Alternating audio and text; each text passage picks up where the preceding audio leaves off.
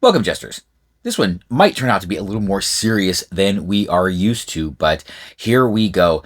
Apparently, a few days ago, the president posted a picture of himself healing a sick patient or something like that, and people, well, immediately were prompted to lose their you know what. And I guess this, again, made Pope Leo, is his name, make some comments or everything like that. So here's the thing. I've known a lot of religious people, right? A lot of Catholic people specifically, but I wouldn't necessarily call them like overly religious. They just kind of believe in the general teachings of the church, of Christianity, the Ten Commandments, and they just live good lives based on that. They don't really see the Pope as, well, they see the Pope as the head of the church, but I don't know that they see him as some sort of like, I don't know, major leader or anything like that, right? And, for these people that are just so overly reacting to this, calling it blasphemy and, the president has lost millions of voters, blah, blah, blah.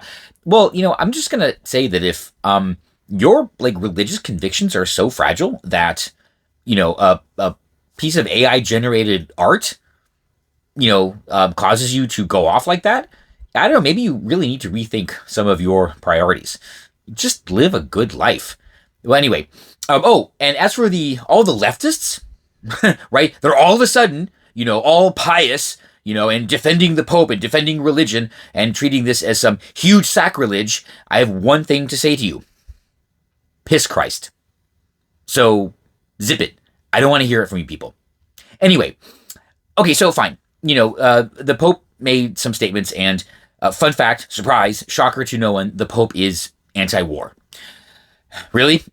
Right, exactly. The Pope is anti-war. Historically comical, but another video. So here's the thing. The last few popes, honestly, they've just been leftists. Really, that's it. And being anti-war and denouncing war is probably the laziest intellectual position you can have.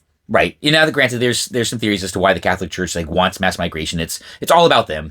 The Pope doesn't really do anything to benefit anyone other than himself and the Church, of course.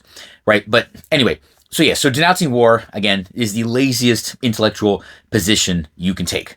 Right. And this sort of pious morality from the comfort of the papal apartments is just his form of virtue signaling.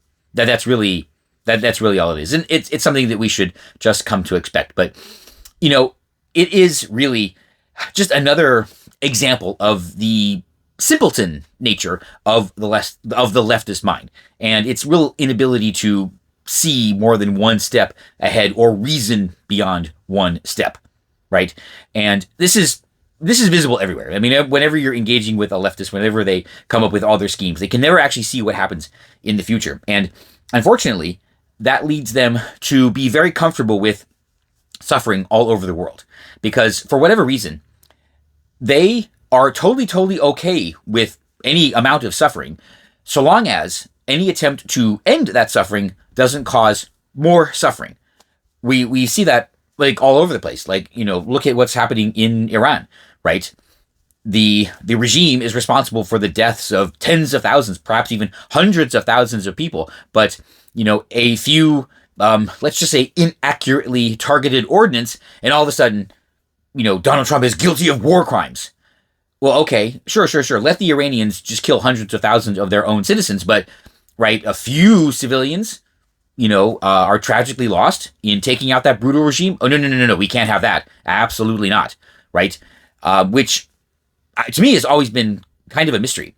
And really, if you apply that same logic to, let's just say, World War II, we would have just let the socialists conquer Europe, because if you just look at the quick numbers, right? There were about 9 million people of a certain ethnic group and religion, and the German National Socialists, ended about 6 million of them. So let's just look at the numbers. What would a lefty say? Would you rather have 35 million people die or 3 million people die?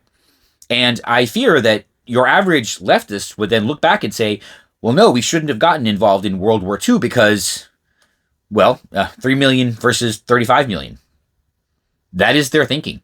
And they probably would say the same thing today, irrespective of the specific religion involved. Let's just, if you replace it with any any other group that the leftists had a beef with, yeah, they would probably say the same thing, right? It's better to see the ending of 3 million people versus 35 million people. And we know that it would not have ended with that, right? If we had let the National Socialists, reign of terror continue, it would have been way more than 35 million people lost. So yes, it was worthwhile entering World War II.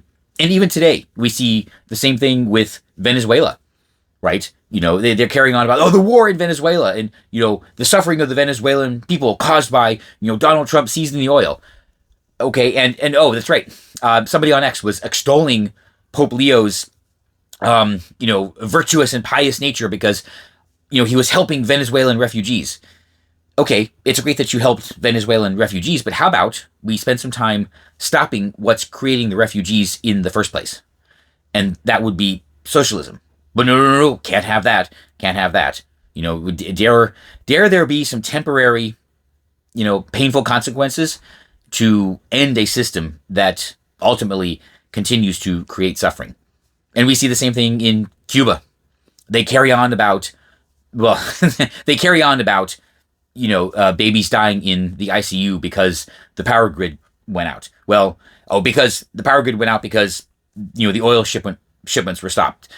The power grid has been going out forever. And it's because they believe the lies about the Cuban healthcare system. These hospitals, they probably don't have intensive care units and they don't have generators. Every tiny little medical facility here in the evil capitalist United States has a backup generator. Not so much in Cuba, the best healthcare system in the world, right? So God forbid there be some temporary suffering to finally liberate the Cuban people, which is what President Trump and future President Rubio are about to do, right? Sometimes it takes a little teeny bit of suffering to end a whole lot of suffering. Something our leftist friends just can't understand. And I'm right.